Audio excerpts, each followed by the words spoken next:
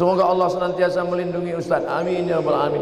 Berapa banyak dari pendapat tabi'in yang boleh kita ikuti dan kriteria pendapat tersebut? Mohon doa untuk anak kami M. Nabil dan Rafika Gunawan menuntut ilmu di pondok. Nanti di akhir majelis kita sama-sama berdoa semoga anak-anak kita semuanya menjadi penghafal Al-Quran, jadi para mujahid yang menolong agama Allah ini dengan harta dan nyawa mereka insyaallah. Ada tabi'in namanya Al-Imam Al-Hasan Al-Basri, kampungnya di Basrah, Irak. Maka ucapan-ucapan dia itu banyak dijadikan sebagai sandaran pendapat.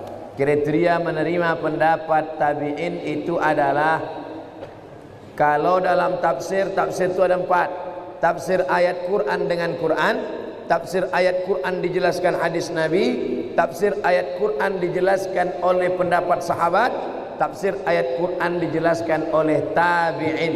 Tengok tafsir Tabari, ada tafsir Ad-Dhahhak, ada tafsir Mujahid, ada tafsir Ikrimah. Itu semuanya adalah tabi'in yang memberikan penafsiran. Tapi kalau dia bertentangan dengan Quran, bertentangan dengan sunnah, maka tidak dapat diamalkan. Tapi mustahil mereka membuat-buat pendapat, karena mereka adalah ahlus sunnah wal jamaah. Tabi'in yang condong kepada Qadariyah, Jabariyah, Mu'tazilah, fitnah khalqil Quran, keluar dari ahlus sunnah, maka tak bisa dipakai. Nah, ini semua harus dengan syarat dan ketentuan berlaku. Kalau orang sakaratul maut mengucapkan istighfar, bagaimana tuh Pak Ustaz? Tidak mengucapkan la ilaha illallah. Laqinu mautakum, talqinkan ke telinga sebelah kanan, la ilaha illallah. Nanti lidahnya nampak bergerak, suara udah tak ada lagi, bibir tak lagi bergerak. Hebatnya Allah Ta'ala, ada kalimat kalau diucapkan tak perlu bibir bergerak, lidah saja bergerak, tak bersuara, la ilaha illallah. Kalau sudah mulutnya, lidahnya nampak bergerak la ilaha illallah, diam, jangan ganggu. Tapi kalau dia meracau, berapa harga sawit, berapa ikan sekilo, nah, ingatkan la ilaha illallah sampai akhir kalamnya, la ilaha illallah. Bagaimana kalau dia pas mau mati itu astaghfirullah? Tak masalah, karena substansi makna la ilaha illallah ada dalam astaghfirullah, ada dalam salawat, ada dalam subhanallah, ada dalam alhamdulillah, ada dalam Allahu Akbar. Nabi ketika mau meninggal dunia, apa kata Nabi? Allahumma ar-rafiqul a'la, Allahumma ar-rafiqul a'la, kata Nabi. Tengok kitab Ar-Rahiq Al-Maktum. Allahumma ar-rafiqul a'la, ya Allah akan bersama dengan sahabat-sahabat a'la yang tinggi, nabi-nabi, siddiqin, syuhada, orang mati syahid, salihin. Jadi jangan nanti waktu menengok ada orang sakaratul maut, astagfirullah, su'ul khotimah. Nah, karena substansi maknanya tetap ada. Bagaimana para rawi zaman dulu membukukan hadis? Bagaimana cara mereka membedakan hadis asli dan hadis palsu? Al-bazinjan sifaun min kulli da. Terong obat dari segala macam penyakit. Itu contoh hadis palsu. Terong obat segala macam penyakit. Siapa yang membuat hadis palsu? Tukang jual terong. Biar supaya laku dibuatnya hadis palsu. Syarat hadis sahih ada 5. Yang pertama, sanadnya bersambung. Sanad itu apa? Kau dapat hadis dari siapa? Imam Bukhari. Imam Bukhari dapat dari siapa? Abdullah bin Maslamah. Abdullah bin Maslamah dari siapa? Malik bin Anas. Malik bin Anas dari siapa? Abu Zinad. Abu Zinad dari siapa? Al-A'raj. A'raj dari siapa? Abu Hurairah. Abu Hurairah dari siapa? Dari Nabi Muhammad SAW. Sanadnya mesti nyambung. Kalau putus, lain. 2, periwayatnya mesti adil. Adil. Apa arti adil? Menjauhi dosa besar, menghindari dosa kecil. Dulu kalau ada periwayat hadis yang tidak menutup kepala, tak diterima hadisnya, karena tidak adil, tidak melanggar, sudah melanggar muru'ah. Makanya dulu periwayat hadis itu pakai sorban, pakai topi, menutup kepala. 3, dhabit, ingatannya kuat. Ada orang alim tapi pikun, tak diterima hadis. Makanya kata Malik bin Anas, aku ketemu di Masjid Nabawi ini dengan orang-orang soleh. Kalau aku minta dia berdoa, turun hujan. Sakingkan kabul doa, sakingkan banyak zikirnya. Kalau aku suruh mereka berdoa, turun hujan. Tak perlu istisqa ramai-ramai. Satu orang saja berdoa, turun hujan. Tapi aku tidak meriwayatkan hadis dari dia. Kenapa? Karena pikun, tak ingat. 4, riwayat dia tak boleh bertentangan dengan riwayat yang lain. Namanya syaz, mukhalafatus thiqah liman huwa awsaq minhu. 5, tidak boleh ada illat. Illat itu apa? Sababun khafiyun yaqdah fi sihhatil hadis. Ada sebab walaupun kecil yang membuat hadis itu jatuh derajatnya, maka tak bisa diamalkan. Inilah kriteria yang dibuat ulama dalam kitab-kitab ulumul hadis, ilmu-ilmu hadis. Saya sedang hijrah mendekatkan diri kepada Allah, tapi saya terbayang hal-hal kemaksiatan di saat saya dulu masih sendiri. Saya mohon bagaimana hijrah saya ini betul Pak Ustadz. Jangan sendirian, karena serigala akan menerkam kambing yang memisahkan diri dari jamaah. Buatlah komunitas, komunitas pemuda hijrah, komunitas jilbabers, komunitas hijabers, komunitas jembuluan sejati, komunitas bikers syariah, komunitas anak begadang malam tapi tahajud rajin. Buat komunitas.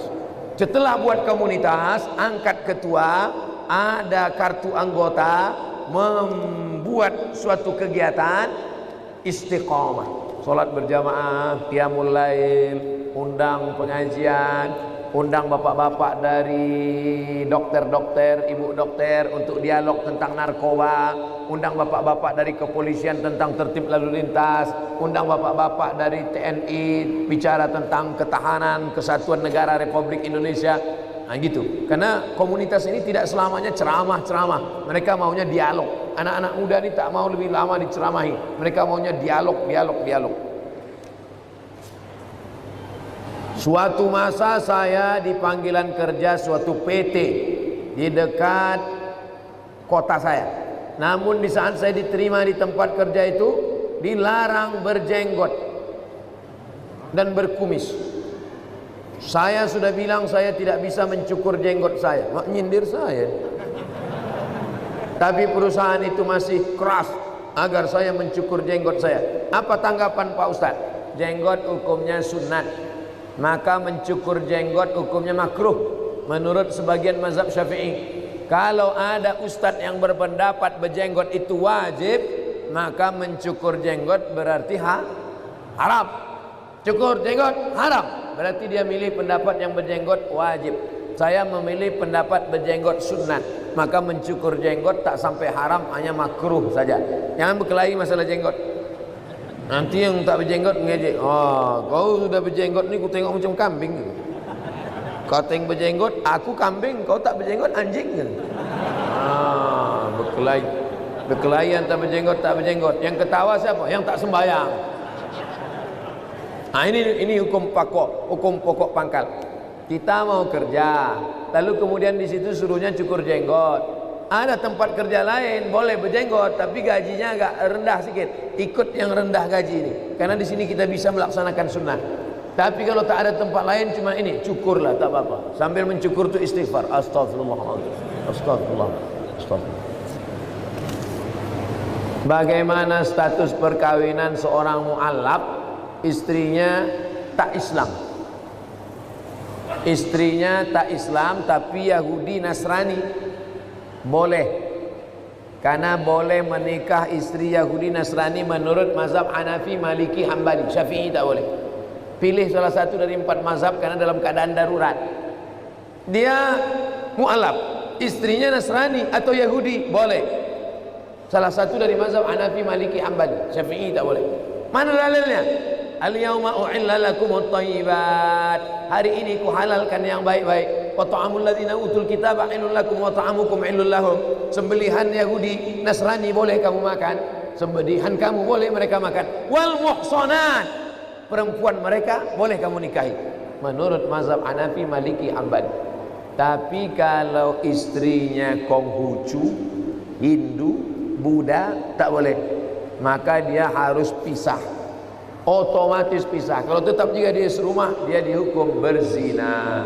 Maka mesti jelas tadi pertanyaannya, istrinya itu Nasrani apa Yahudi. Saya ingin tanya, bagaimana cara seorang hamba agar imannya tetap istiqomah menjalankan kewajiban agama di saat imannya down. Al-imanu yazid, naik, wa yanqus, turun. Itu ada satu bab dalam Sahih Muslim. Nama babnya Al-imanu yazid wa yanqus. Iman naik turun. Macam teh sariwangi juga dia. Kapan dia naik? Yazidu bit ta'at, di dalam masjid bersama orang baik, mendengarkan pengajian, naik. Di karaoke mendengarkan lagu metal sama kawan setengah setan, turun.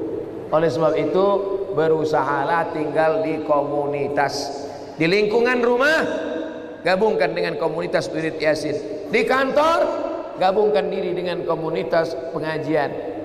Di grup WA, ikut grup WA yang mengingatkan. Grup WA yang mengirimkan yang tak baik, keluar saja dari situ. Jadi untuk menjaga istiqomah ini kita mesti jaga. Dari mulai bangun pagi, dengarkan radio pengajian, tonton TV pengajian, sampai di kantor komunitas kawan-kawan yang pengajian. Kertas terakhir. Alhamdulillah dapat bertemu dengan Ustadz pertama kali. Saya selalu kemari karena selalu ada halangan untuk ketemu. Pertanyaan, mana yang lebih didulukan, diturunkan lutut apa tangan waktu sujud? Sujud. Allahu Akbar, lutut dulu, baru tapak tangan. Mazhab Syafi'i. Hadisnya riwayat Abu Wa'il. Sedangkan yang menyebutkan tangan dulu hadis Abu Hurairah, tapi matannya maklub. Maklub artinya terbalik. Tangan dulu. Allahu Akbar, tangan dulu. Baru lutut. Tapi dua-duanya boleh dilaksanakan. Tapi jumhur mayoritas ulama lutut dulu, baru tangan. Tapi kalau ada yang melaksanakan tangan dulu, saya pun tak salahkan. Asal jangan kening dulu. Itu terjungkal namanya. Lutut dulu. Jumhur mayoritas ulama. Kalau ada yang membuat tangan dulu, termasuk buku Sifat Salat Nabi Nasiruddin Albani, kata dia tangan dulu. Tapi mayoritas ulama lutut dulu. Salat istisqa sebaiknya dilakukan pada saat kapan Pak Ustaz? Salat istisqa dilaksanakan pada saat kemarau panjang. Cara pelaksanaannya dua. Yang pertama, sedang khutbah Jumat. Nabi sedang khutbah Jumat, masuk orang Arab Badui. Ya Muhammad, halakatil amwal, kebun kami kering, kambing kami mati. Nabi sedang khutbah, langsung Nabi angkat tangan, aghithna, aghithna, aghithna, turunkan hujan, turunkan hujan. Selesai salat Jumat, keluar Masjid Nabawi, basah lantai, basah tanah Masjid Nabawi. Begitu kabulnya doa Nabi. Jadi melalui salat Jumat. Yang kedua, salat istisqa khusus. Di mana Nabi salat istisqa? Nanti Bapak Ibu kalau pergi umrah, cari ini kiblat sebelah kanan ada namanya Masjid Ghumamah. Ghumamah arti awan. Karena Nabi waktu salat istisqa datang awan di atas. Tinggal turun saja lagi. Selesai istisqa turun dia ke bawah. Saking kabulnya doa. Kenapa doa kita tak dikabulkan? 4. Mat'amuhu haram, makanannya haram. Mashrabuhu haram, minumannya haram. Malbasuhu haram, pakaiannya haram. Ghudhiya bil haram, disuapkan makanan haram. Salat istisqa mohon kepada Allah ketika panas berkepanjangan dan tidak turun hujan. Mudah-mudahan Allah Ta'ala menurunkan hujan kepada kita sehingga menghilangkan segala malapetaka, bencana dan musibah. Ala hadhihi niyah wa kulli niyatin salihah. Al-Fatihah.